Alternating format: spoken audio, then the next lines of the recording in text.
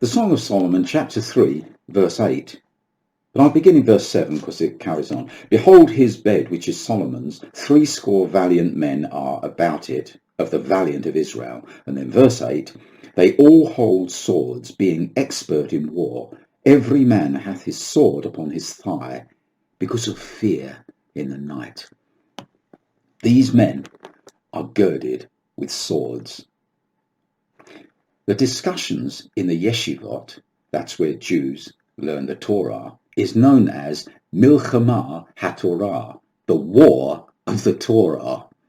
They learn to engage with the truth and hopefully to become skillful at wielding it.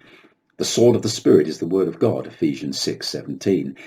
Jesus is coming to the earth and will make war with the sword of his mouth, Revelation 2:16. The men in this verse are girded with swords because of fear in the night. There should be tireless preparation by us for the times when darkness falls. Swords must be used expertly.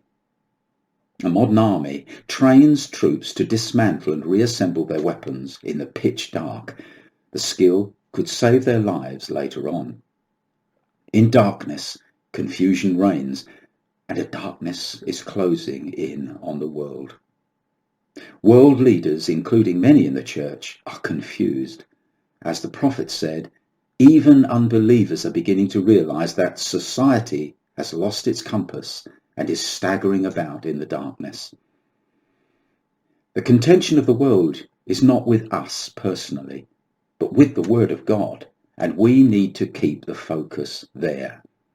The enemy usually tries to make it a personal issue in order to bring confusion or anger into a situation.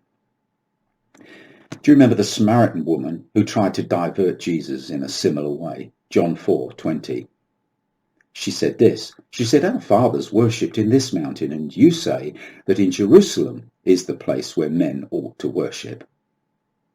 She attempted to personalize the issue, making it an ethnic disagreement between Samaritans and Jews. But Jesus was as wise as a serpent and was having none of it. He was skilled with the sword.